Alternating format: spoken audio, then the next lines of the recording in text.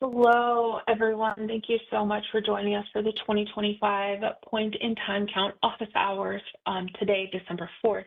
We are going to be here for the next hour. We are going to also just give it another minute just to let some folks kind of trickle in to be able to hear today's content. So thank you so much for joining and just give us about one more minute.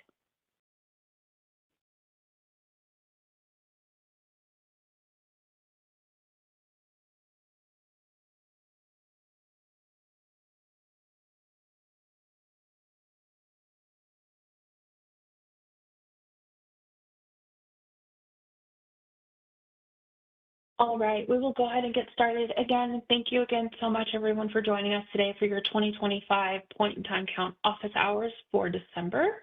If we can go to the next slide, please.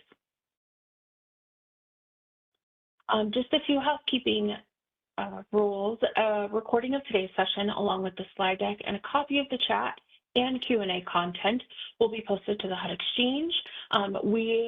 You may have seen the message inside the chat. We apologize that there's a delay in getting the November session materials out, but we are expected to have those out and posted on the HUD Exchange within the next week. And again, in that same spot, you will find this session along with materials also posted on the HUD Exchange. To join the webinar via phone, you can call in using the number on the screen with the access code and the password. Please also note that that information is also listed inside the chat as well if you needed to copy and paste. Next slide, please. Please note that we are utilizing the chat feature today. So in order to be able to see it on your screen and to ask us any questions that you might have, we strongly encourage you to do so. On the bottom right-hand side of your screen, you will see a button that says chat, and please go ahead and click that, and you can use that icon to make a comment or ask us any question. We are collecting all of the questions, and we'll be answering them at the end of this call during our Q&A session. Next slide, please. Please note that closed captioning is enabled for this event. To hide the captions, please click the closed captions button on the lower left-hand side of your screen. And next slide, please. Without further ado, I'd like to take a moment to introduce our speakers and resource advisors. So you have myself, Shantae White. I do utilize she, her pronouns from ACT Global. We are also joined by my other colleague, Tanya D'Souza, also uses she, her pronouns from ACT Global, and then our fearless leader and friend and colleague, William Snow from the Office of Special Needs Assistance Program, who utilizes he, him pronouns. So next slide, please. Today's agenda is we are going to be talking about some general questions about identifying locations and what does that mean to connect to folks to conduct your annual point in time count. We're also going to be discussing survey tools, and then we have some space left at the end of this call for Q&A time. So without further ado, if we can go to the next slide, I will pass it over to William. William, all you. Right. Thanks, Shantae, and thanks everyone for joining today. Our real goal is to quickly go over a couple of areas where there may be some confusion or common questions, and then turn it over to all of you. So let's go over some of these ones about locations, how to connect to people in circumstances that are not immediately obvious about how to address them in the context of the point in time count. Next slide, please. All right. Counting vehicles. That's always a fun one. Warming shelters versus seasonal beds, and then encampments. So these are three really common questions. First, for vehicular counting, the standards have not changed. We often get that question. We had updated the standards about, I want to say it was about 3 years ago. If you look in the notice, it's section 4.3 covers this concept of shelters, but also includes a section on vehicular homelessness. The key to that is if you're going to engage vehicles, which it is great if you can. We know that that can be a capacity issue, and it is actually not an issue in every COC. So you kind of have to decide, is this an issue we think is real in our area? If so, we ask that you go and actually engage at least some of the vehicles. You need to create a sample This should really be done with experts. I would not use a volunteer to engage somebody sleeping in a vehicle. And this is actually something often can be done. I'd probably do it a little bit earlier in the evening, maybe, or into the night, something around 8 or 9. That's a good time to engage. That way people are less likely to be hunkered down, or maybe early in the morning. You probably have a sense in your community what makes the most sense. But the key there is you need to actually build a sample. So you need to use your street outreach teams. You need to engage people in vehicles where you think that's an issue, and have enough of a sample to be able to extrapolate for the rest of your count of vehicles as you do that. Most people get a sense of what might be considered a homeless situation. Usually you're looking for lots of belongings in the car. That's typically the biggest clue. And then figuring out from there, is it somebody who is sleeping, waiting for their job? We see that a lot. They'll tell you they're not homeless. They're just waiting to go into work, and their work starts at 3 a.m. So they're going to sleep close to work. So that's the kind of information you need to glean from doing your sample work. So I love it. Vehicles, that's a tough part of the count. So I love questions about that because it's an important part, but it can be really challenging. Warming shelters. So warming shelters mean something in different communities. So I want to start with that. When I say warming shelters, that term may be something that is different between New York, Wyoming, and Los Angeles. You guys all might think of warming shelters as something unique. If it is a facility that provides housing or shelter on the night of your count, and that includes beds, you should count that as a shelter. And you should count based on the number of people who are there in beds, right? So look at the beds, that will be what's in your HIC, and look at the number of people there. That's a starting point. That's your code blue, typically is used as seasonal. You may have, it may be code blue, which if that's the case, code blue is often a temperature concept, right? So if it goes below 30 degrees, a city will sometimes put up these warming shelters. But as soon as the temperature changes back to whatever the, above the threshold is, they'll take them offline. So if that's the case, again, you'll want to report them. You'll want to report the people in them and the beds, and that would be overflow shelter. That's a key. I want to make sure you guys understand that. If it is a code blue or completely weather dependent, so it is not open all season long, but only open when a certain temperature is hit or some other threshold, those are overflow. A seasonal shelter, though, is one that's open for a given period of time, always open, let's say April 1st, and is continuously open for until May 1st. That would be a really odd time frame for a seasonal shelter. But the point is it's open for a certain amount of time, and it's always open during that period of time. So if that's the case, that is a seasonal shelter. And again, if there are beds there and people are sleeping in them, count that. We have seen a few situations where there are facilities that are opened up on the night of the count and they don't provide beds.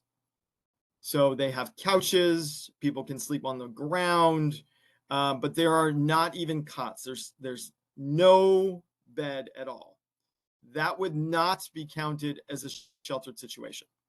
So we agree that's better than being outside, but that doesn't make it a sheltered situation. So we would include those as unsheltered folks for those who identify in those situations. So that's a common one. Again, lots of confusion around overflow versus seasonal. And then what do I count? And usually the trick is, are there beds there? And then section 4.3 of the notice, again, is another good place to look if you have questions. It's the like, are there 4 walls? Do you have electricity coming in? Do you have access to kind of a food preparation area, plumbing, and all those fun things? So that's more in the notice. We can go there if folks have specific questions on that, but it's that one's pretty well laid out in the notice. Finally, encampments. This is one where I would invite others, communities, weigh in the chat, especially actually for all these categories. We have a lot of respect for the work that all of you do. So vehicular homeless, great example. Many of you are doing a great job counting in that space. If you have best practices to share, please do that. For encampments, there are various ways that communities organize to address counting on the night of the count. Most of the time, it involves a lot of effort with street outreach folks. If you have a small street outreach team or no street outreach team, we're often seeing coordination with either law enforcement, depending how friendly they are to your work, or other actors. We've seen post office get involved. We've seen the National Park Service. You kind of know your area. You get together with those partners who are aware of what's happening in your COC, get ideas about where to visit, and then use that as primarily your hotspotting. So that's where you'll focus your energy. That's a pretty common way to approach this. That effort is often done weeks, like 2 or 3 weeks before the counts, leading up to it. So you're not just taking data that's 6 months old, you're taking relatively recent data. And where there is capacity, we see a lot of COCs actually will send a street outreach worker if they didn't get the data directly or give that. They'll send them there to make sure, like, oh yeah, we do see an encampment, we do see a couple tents here, we do see whatever it is. And that's kind of the cue for them to spend some energy on the night of the count to check that area. All right, let's go to the next slide, please. Okay, another great one is especially how do you deal with phone situations in particular. That's a great one. So what do you do, especially if we're talking coordinated entry, whether it's in person or on the phone? Can we count someone who shows up on the night of the count in a coordinated entry space? Again, could be the phone, could be elsewhere. Can we count them in the count? The short answer is yes, but you can really only do that if you have a way to deduplicate your data. So if you have an observation-based count, then no, you can't really use that. The reason is if they don't have a place to stay on the night of the count and they call coordinated entry and coordinated entry says, we got your information, we're going to help you get into shelter. Or they may say, sorry, we don't have something tonight. We'll work as fast as we can. Let us know where we can reach you. That means in either of those situations, they're going to be in a homeless situation on that night. If they're able to divert them, then they won't actually show up as homeless on the night of the count. So we would assume that they're captured through your other vehicles for observation. However, if you collect some basic information that allows you to do deduplication, and you ask them where they're sleeping that night, that's a situation where you're able to say, oh, okay, I have this person's information. I can deduplicate it with the rest of the data that I have. That includes other, again, identification for people that we identified and counted in other spaces. So you can ensure that you're not double counting them. So we like that. We think it's great when you use vehicles like this. Coordinated entry is a great one. Obviously, street outreach is great. We've seen communities take advantage of the chance to kind of look through their street outreach roles the night after the count or the next 2 or 3 days after the count and do outreach to those who they didn't see in the data. That's great. That's fantastic. You just got to confirm if you're going to do that, where the person was sleeping on the night of the count. But often your team will know who that is, and it's not going to be surprising where they're sleeping usually. You have a pretty good sense of that. I will pause right there. That's a lot of again, stuff we've gone over in the past, but they comes up often and really important things to kind of grapple with. Next slide, please. We wanted to touch just briefly on survey tools, more as a reminder that they exist and that you can access them as needs be. Next slide, please. So we have forms available. They're model surveys. That's what most people look to. They have actual questions, not just the elements. These are based on some research that we've done in the past and asking people in a point in time count situation some of the required elements. Again, you do not have to use them. They are just optional, maybe a good starting point if you're not exactly sure how do I approach this problem. Many of you have done this process many times or have worked with someone who has, so you already have your list of questions. That's great. We strongly encourage you to not add too many more questions to your pit count survey. You certainly don't have to add any more, but we know many of you add a few extras. I would just be cautious there. We have found that it often leads to fatigue. So people struggle after you get to the 10th question, or if it's been more than 3 or 4 minutes, you start to lose folks. So I would just be very judicious about what questions you're asking so that it is as limited as possible and asking information that is really, really beneficial for your COC. And if it seems like it might be for more of an academic purpose, I would encourage you to look for different ways to collect that. We get all sorts of requests like that, and often we end up saying, that's a great idea. We would love to know that information. We're not going to subject people to that question on the night of the count, but we can consider other ways to collect it. That's really common. We tell that to lots of people who ask us, hey, can't you just do this on the pit count? Just ask for this. And we try to protect all of you from stuff that people ask us, but I'm sure you get the same process locally. All right. I'm going to stop there and hand the mic back over to Shantae. Yeah, thank you so much. Can we go to the next slide, please? Awesome, thank you. So folks, this is the point of the call where we take some time to do a little bit of Q&A. You have been so great in dropping a lot of your questions in the chat. My colleague Tanya and I have been capturing them on the background, and so I'm going to call some of them out, and we will try our best to get you the answers that you need. We encourage you to continue to use the chat as we call out these questions. You might think that you might have more questions, and that's okay. Ask them. So the first question is specific to COC planning grant, William. We had a participant ask, can a pit count volunteer time be used as COC planning grant match? If so, what is the monetary value of volunteer time per hour? Oh, I love that. The answer is yes, and please do that because match for planning can be a pain. And the pit count could actually potentially give you all of your hours or kind of your match, your in-kind match side. So absolutely take advantage of that. What you end up doing, what we typically see is you have a sign in, you know who's there, you know how long they're there. So get that time associated with each individual. There's kind of a standard, you can go to Google. It's usually, I think it's Department of Labor that puts out the costs or the value of labor, and they'll do kind of what's the going wage for that kind of work. In this case, it's always hard to know what your category is. You could use something that's more akin to street outreach. And so you might do like a public engagement type thing. It's not exactly the perfect category. There actually is no perfect category. I've never seen something that's counting people experiencing homelessness as a category. But I think using the public engagement is fine. The key is documenting it.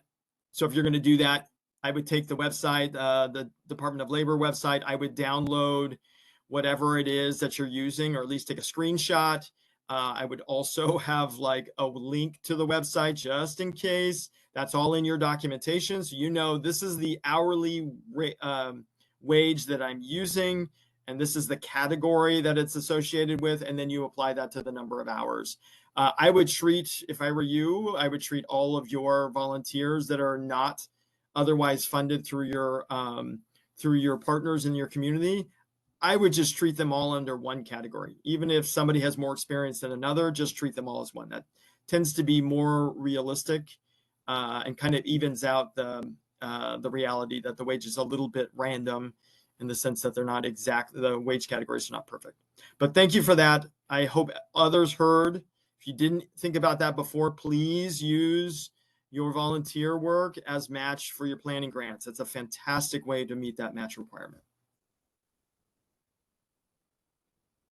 Thank you so much. That was a really helpful explanation. I have another question. It's actually related more closely to the HIC. I've heard that other COCs are splitting their state DBHDS beds based on those dedicated to homeless persons and those that are not. It was my understanding HIC projects should be an quote unquote all or nothing situation, whereas you can only count projects for which all beds are dedicated to homeless persons. Yeah, I wonder, Tanya, if this is one that's best for you to start with. I don't mind jumping in. I'm going to do one quick check on what DBHDS is. My guess is it's Department of Behavioral Health and Human Services, or something to that effect. I'm not 100% sure, but that's my guess off the top of my head. So that's probably where we would start from. But Tanya, if you don't mind taking a first stab, I don't mind following up from that. And I just want to note that the person who asked this question did confirm that this is specific to Virginia, and your interpretation of the acronym is correct. Okay, great. So I think you're right. So if a project is included in the HIC, it has to have a primary intent of serving people experiencing homelessness. You have to verify their homelessness status, and the clients that are predominantly served are experiencing homelessness. If there is a way, this is where it always gets tricky, if there's a way to have this project in 2 different records, if there's a way to easily identify this section of the beds are always, this number of beds, this section, whatever, this building is always going to be serving people experiencing homelessness, then you can make that like a sub-project. And if you have a section of the project that is serving whoever is in need, they may or not be experiencing homelessness, and have that be a separate project in your HMIS, then it's a really easy way to say, we just want to pull in this portion of the project to the HIC. If there's no way to completely separate the number of beds or the people who are experiencing homelessness from those who are not, then I would not include it in the HIC, because you'd probably be including a lot more people that are not experiencing homelessness and overcounting. That's great. I'll add one more part to that last one, because that's where it gets complicated. Often you won't, right? A lot of Department of Mental Health or Department of Behavioral Health are not trying, because of their own mission, to say, well, this is my homeless set of beds and these are non-homeless. Like, that's just not how most operate. But there is a kind of regular aspect as well. So you could look back over the past, year, 2, 3, and see, is there a trend? Is it almost always, on average, you're serving about 50 people, 100 people experiencing homelessness, and that's a pretty regular cadence? If so, that would be a good indicator of, like, well, it's okay for you to enter a bed into HMIS or a project in HMIS with that average. Like, this is 90 beds. This is what we're seeing on our fairly regular basis. And again, on the night of the count, it may be you only have 50 there on that night, or it may be, so you'll want to update that record on the night of the count, just to see if you're able to distinguish those who are experiencing homelessness and those who are not. Even that may not be an option, just to be clear. Like, that's not everyone even tracks that, and so it's you may not know that, but that is another approach here, just so you have a placeholder for what your normal kind of looks like, even if it's not precise.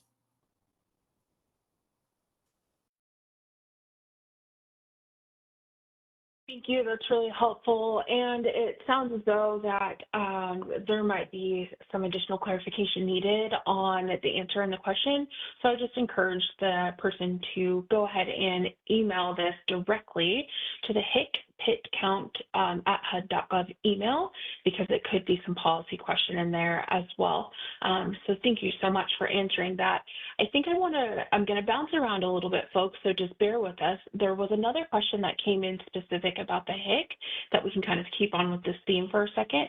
So it says, for HIC, those programs which used to have chronic specific beds previously, but have been converted to Dedicated Plus. I listed the programs in the second tab and when they were converted to Dedicated Plus. If they are Dedicated Plus beds, do we still continue to mark them as chronic beds or non-chronic? That's a great question. I actually was looking at that chronic data yesterday, and we were asking ourselves the same question of how true is that data, given Dedicated Plus in particular.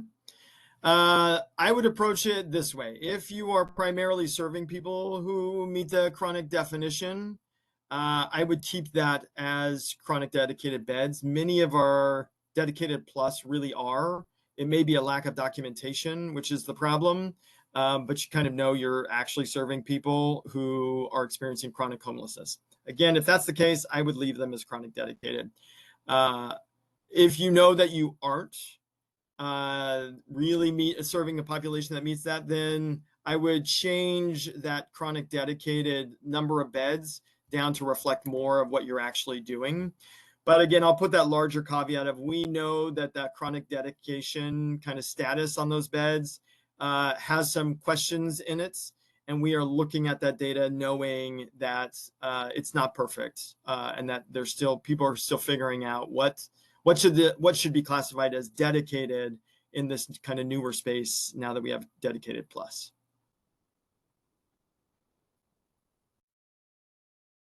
Super helpful. Thank you so much. There was another question asking about for the unsheltered methodology for a post-night count. If the pick count day is the 22nd, do the 7 days following the count include the 29th? The 7 days would be from the 23rd to the 29th, or would it be from the 23rd to the 30th? Yeah, so we just tack on literally the 7 to the first day. So we would see that as the 29th would be your last day.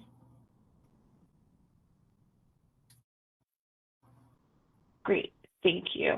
And then, William, there's a ton of questions to kind of get a little bit more clear about warming centers versus seasonal beds and how to count those folks. So we're going to rapid fire some of these questions, yep. Okay?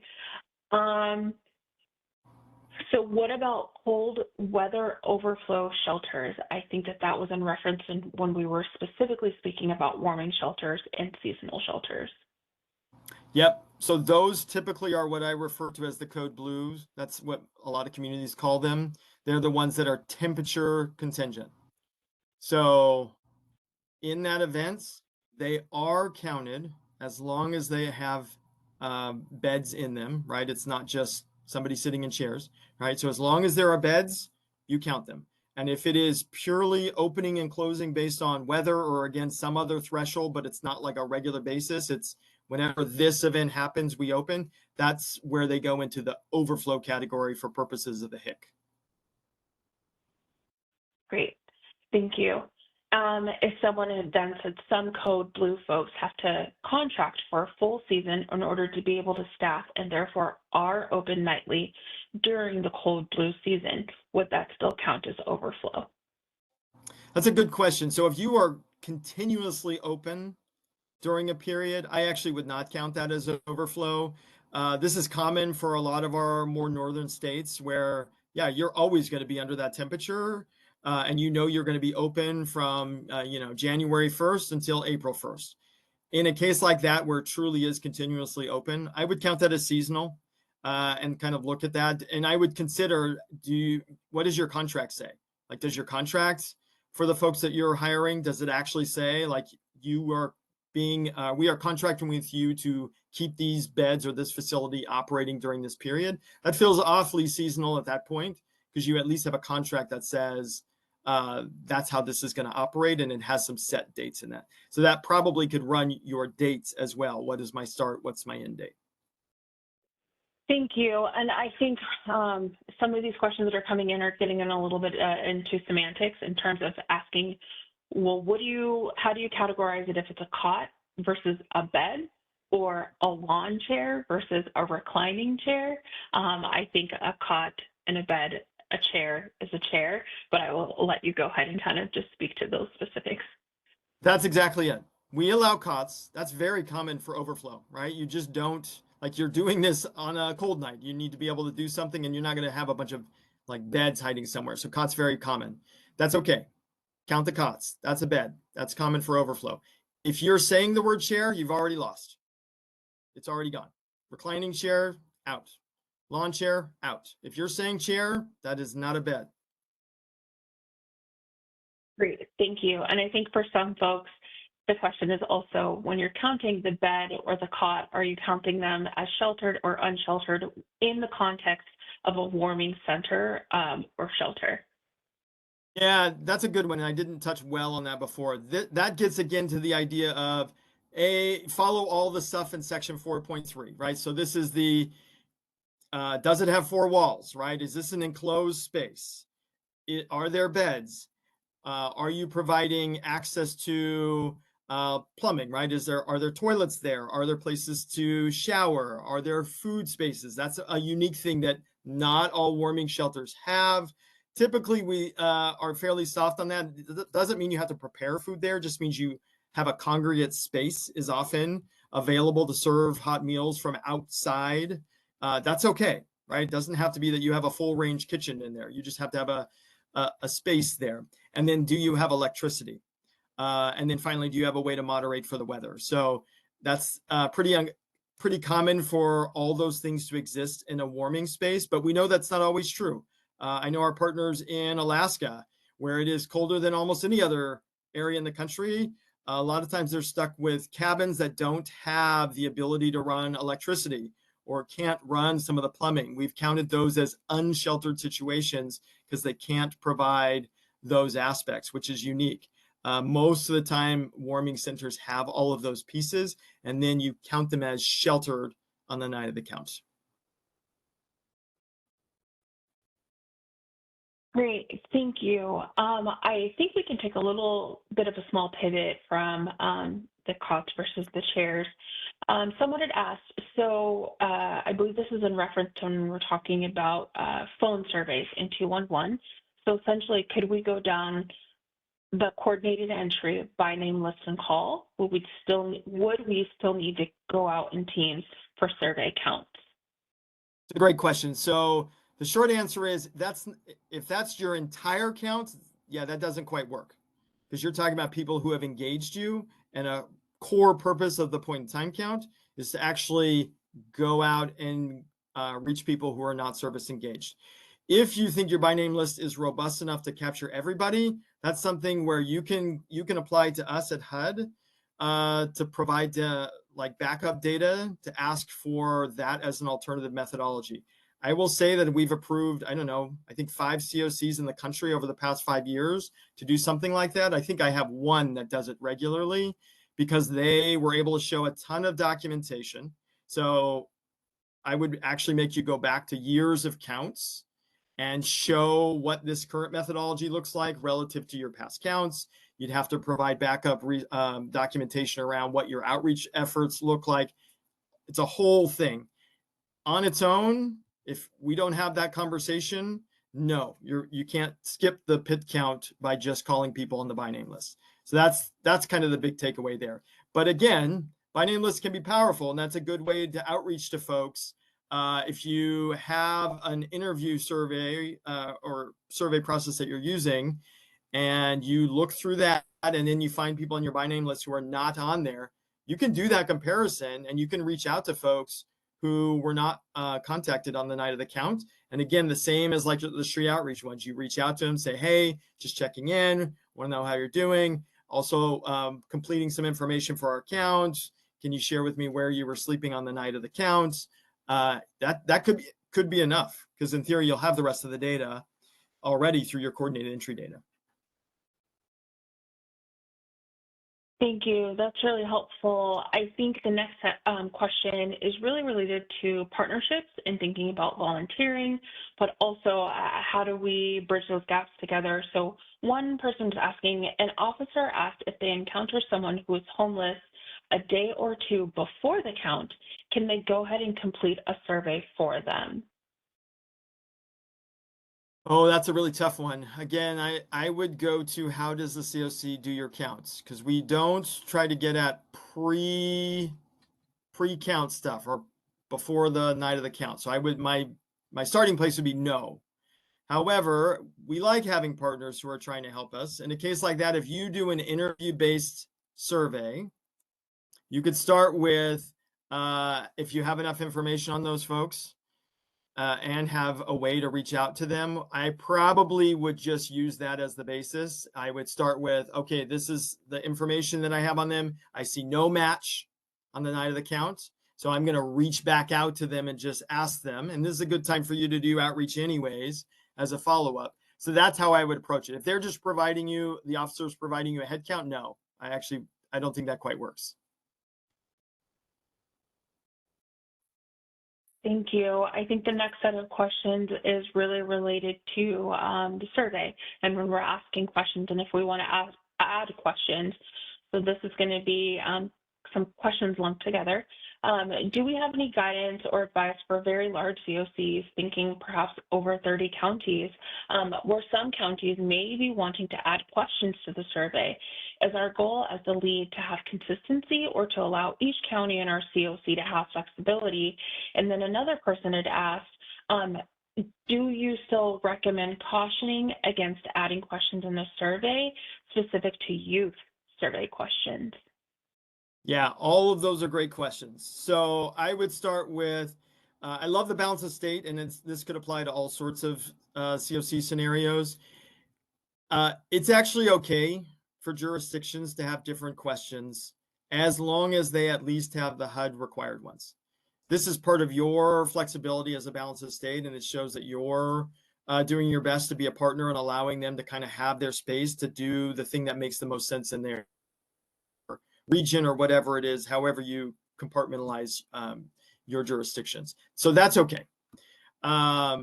Again, you need to have your clear, like what comes back to you statement to them of like, we don't need that information. We need this information, this HUD information. So when you send your data back to me, in the very least, provide this. You could get all of it if you wanted to, but I would just be clear about what you expect to come back to you in scenarios like that. I would also go back to the number of questions, right? If you're seeing they're doubling the size of the pig count survey, yeah, that's terrifying. That's not a good thing. So you want to pause and say, okay, I put some parameters and say it's okay to add some, but again, we want to be cautious around the how much the burden we're putting on people experiencing homelessness. Ideally, if I had my druthers, I would actually say, and you need to bring people with lived experience to the table to give feedback about these new questions, right? Are they comfortable asking them? Do they even make sense? What do you think you're going to get from it? And they'll tell you. We've gotten great feedback when we engage people with lived experience about this, about what you are going to get and what you think you're going to get. And so that's something I would strongly urge you to make sure you're having that conversation. When it comes to any additional questions, this could include the youth questions. Again, it's consider the context. Are you doing a youth outreach event where people are kind of coming in? We used to see things like sleepovers or kind of like an arcade kind of space, something that actually is more comfortable for the youth and it makes more sense for them. In that space, it may be fine to add more questions, right? And you're less concerned about it. And so adding youth specific questions, it's not really an issue because you know the context where you're asking those questions. But if you're going out at 12, 1 a.m. and knocking on tents or right, like that kind of approach, no, I would not ask about sexual orientation in the middle of the night. That's not a great question to ask for somebody who they probably don't know who you are. That's a sensitive question. So that's the kind of thing you have to weigh is what is the context of your own count and how familiar are the people who you're planning on engaging with? How familiar are they with you and your work as an organization and as the COC? That's going to make a difference as well. Like, do they trust you? If they don't, yeah, don't ask a bunch of extra questions. You're already going to be lucky to get answers to the ones we require. So I wouldn't add much more, whether it's youth or any other context. Thank you. That's really helpful. Another question that we have is a pretty big one. So our COC has never counted sheltered homelessness that aren't in COC subcontracted shelters. We want to expand our survey this year to include all shelters, but it is going to show a large jump in the homeless population. Is there a way to clarify the jump in numbers? That is a good one. I'm glad you're doing that. It terrifies me a little bit that it wasn't done in the past, but like it still happens in communities. This happens on the unsheltered side as well, right? Like there are some areas people just don't get to, and then they count for the first time in those areas, so it increases numbers. As a starter, I'd say if anyone else is in this situation, do your best to extrapolate to account for that, right? So avoid these big jumps by using sampling techniques to account for that, especially on the unsheltered. That's easier. For shelter, it's a little harder because often you're finding a new shelter or you're engaging new partners and it just wasn't available in the past. Put that in your notes. We actually read the notes. We've called several COCs this year about your notes because we are so curious about what's driving big increases, what's driving change. So when that's the case, for instance, we talk to the White House or we talk to OMB or we talk to Congress about the numbers. We give them special briefings and we'll say, well, this community had an increase. However, and we'll put a little asterisk next to it. We know that was largely due to a change in how they counted partners in their community. So we can give that caveat, which lets not just HUD know, but it kind of lets others know, like, this is an important change, but it's not one that's saying this community all of a sudden had, 100,000 new people or 50 new people or whatever your community looks like, a bunch of new people that showed up out of nowhere. No, we can put the context in there. So put notes in, we read them. They're really important. Do that both in the HDX module and when this comes up in the competition, do it there as well, because we read it in both places and we use them for different purposes. Thank you. That's really helpful. I think that this one was also a really great question. Just to clarify, GPD case management program types, should they be included in the PIT count?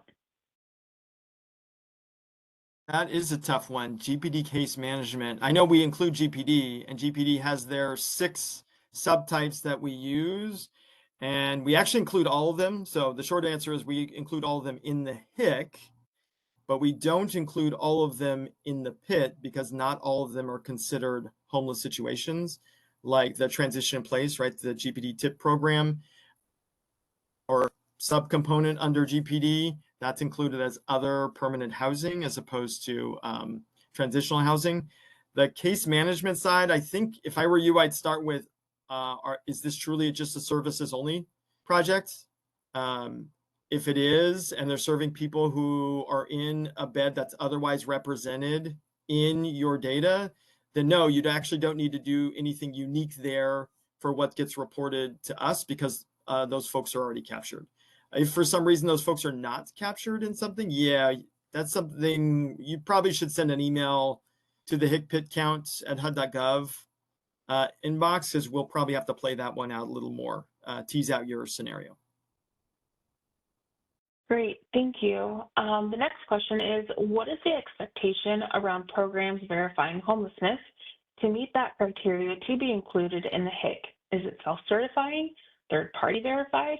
We have a program that serves as a medical respite, and the nurses at the hospital refer a person to identify as homeless. I don't know their specific process, though. That's a great one. So the point in time count is kind of fun because we don't require documentation, or that's not a part of this process. So that would apply to any of our projects. We don't actually require you to do that. So if it is a homeless program, then you can include the program and everyone in it. This is actually pretty common for our warming shelters, back to that one. A lot of our warming shelters are really intended to prevent people from dying. And you'll have people who are just out for the night. They may be housed and they were out for the night. They got caught, stuck in a bad weather situation, and they needed someplace to go. That's not the most common scenario, but it does happen. Does that mean you need to like parse out every person in that situation? No, that's just way too much work for all of you to do.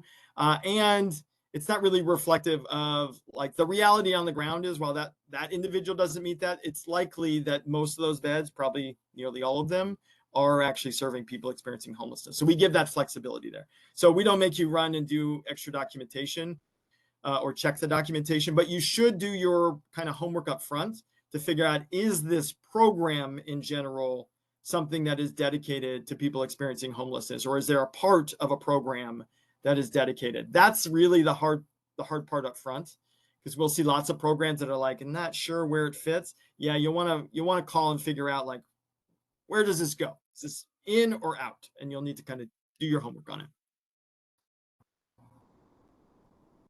Awesome. Thank you. William, I'm going to give you a break and I'm going to toss this next question over to Tanya.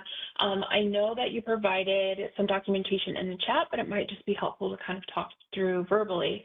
Is there a standard way to count beds in family shelters where the number of beds is variable, thinking one can pull out an extra bed or cot if a family has more kids? Yeah, thanks. There is guidance in the 2024 HMIS data standards for how you can handle what you might call flexible beds. So for projects that serve multiple family types, and this might be like drawing in AO beds to AC beds, if you typically have, 30 beds dedicated to adult-only households, but you need to pull some of them in to serve additional adult with children households because that's who's showing up and who needs it. There are different ways that you can do that on the night. So you can divide the beds based on how they were used on the night of the HIC. And it's basically just, we had a total of 60 beds and all 60 of them were used for AC households. So you just report all 60 for AC, even though in your contract you say, well, we had 10 that are supposed to be served by AO. They were all used by AC, so they should report it as AC on the HIC. And then you can also just divide them by average utilization. So if you have 100 beds and you weren't quite sure how they were going to be used, and it turns out 60% on average are used by AC, then you would put 60 beds for AC and 40 for AO in your HMIS. If you typically have, set number of beds and you bring on cots, you can just add them in as overflow for the HIC.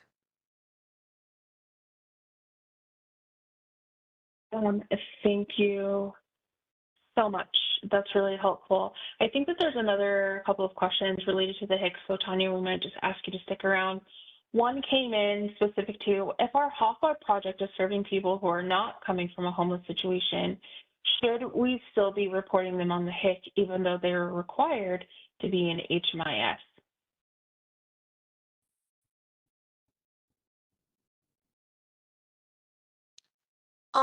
If they, I'm not quite sure I'm following. William, feel free to come in here. But if the question is, even though the people were served and they were experiencing homelessness, but they weren't entered in HMIS, yes, they should still be recorded whether or not they were entered in HMIS. The PIT count is all people experiencing homelessness on the night of the count, whether or not they're in HMIS participating projects or not.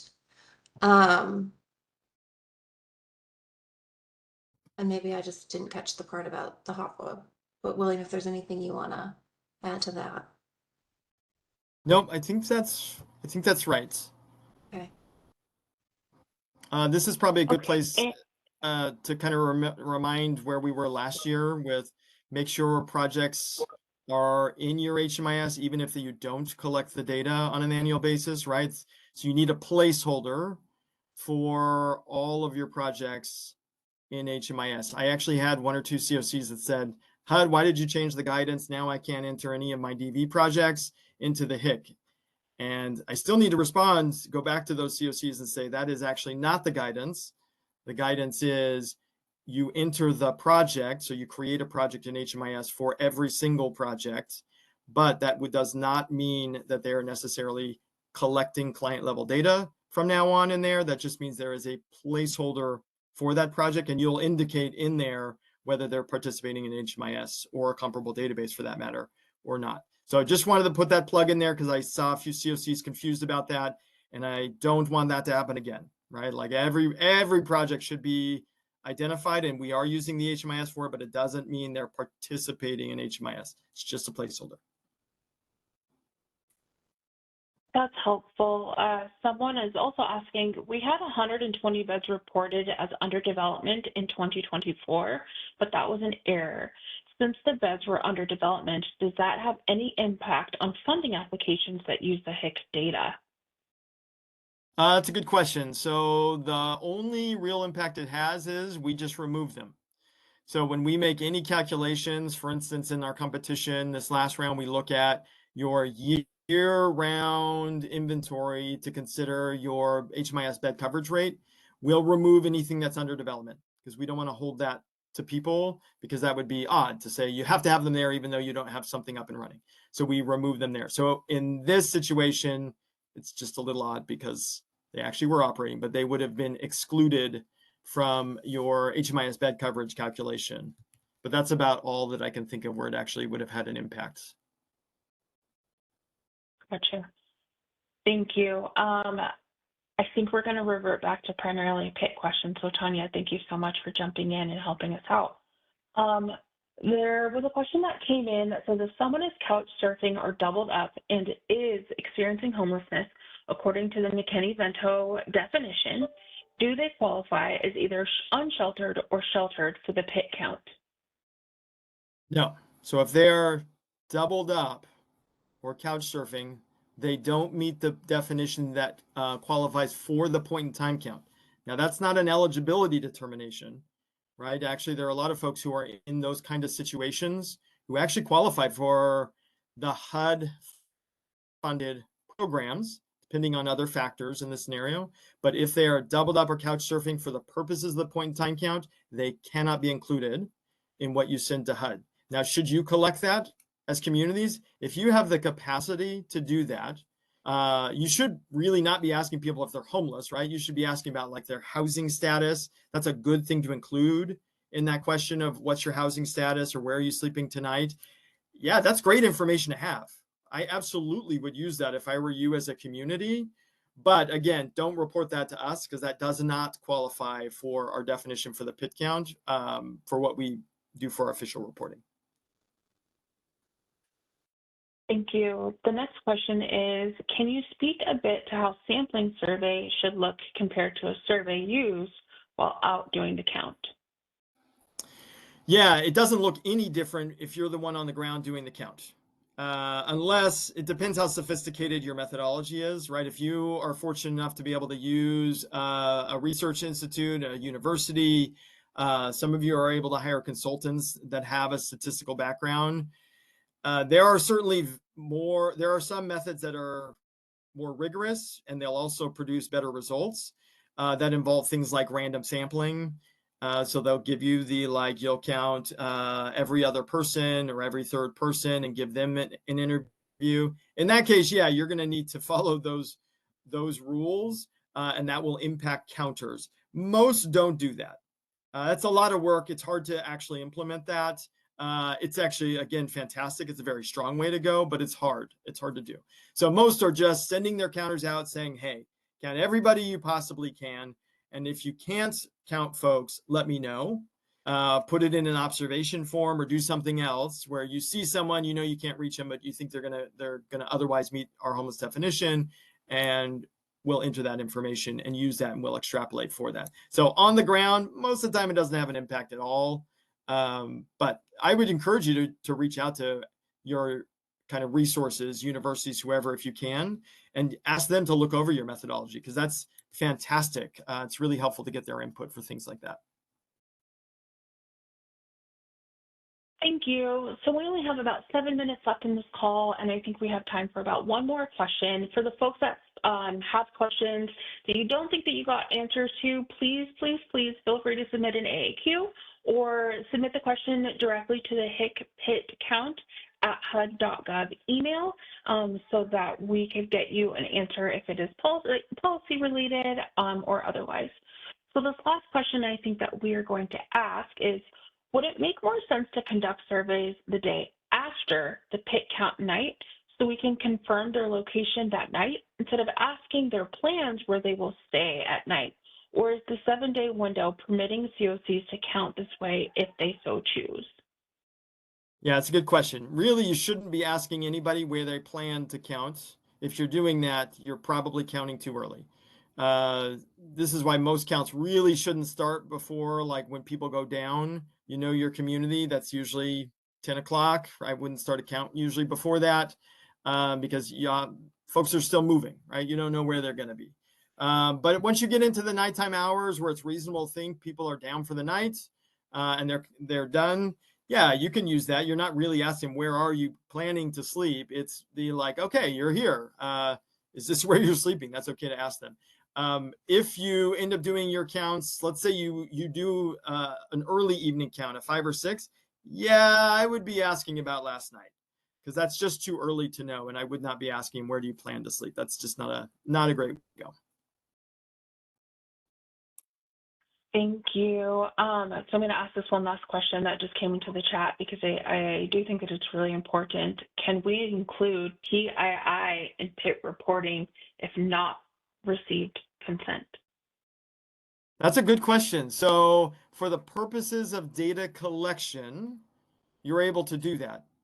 Now, what you're going to do in terms of how you use and disclose that information, I would actually follow the same rules as you do for HMIS, which means you should hearken back to your own privacy notice if you're going to use PII for any scenario that is actually using the PII. Most people are collecting some identifying information. They're aggregating that data, and at that point in its aggregate form, it's not identifiable. Usually, again, even there, you have to be cautious. So if you have one person who meets certain criteria, that could be identifiable. You need to be cautious about how you use that data. But most of the time, people will hold those surveys. They will not actually share or disclose that with anybody, and then they'll destroy it at some point after the count that your community can decide. I would usually say wait for our official announcement, and then at that point, I would probably destroy the records, right? If you collected surveys, especially hand by hand, you should shred those and find a way to dispose of things like that. But typically, the PII, you shouldn't be sharing it. So look to your own privacy notice for HMIS purposes to figure out how you want to protect people's data through this process as well.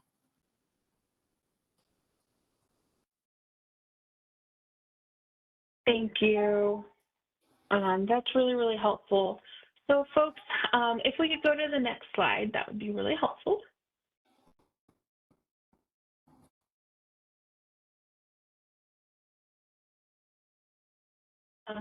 Lauren, next slide. Thank you so much. So these are some of our general PIT count resources.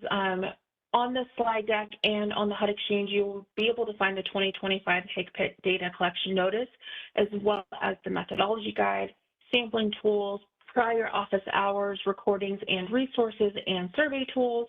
This is also the information to get you to the AAQ, the Ask a Question desk on the HUD Exchange, and the HIG-PIT count at HUD.gov email. We thank you all so much for being here with us today, and I will just toss it back to William to close this out. All right. Shantae said, thank you. We appreciate all your wonderful questions and all the work that you put into this. We know it's a lot.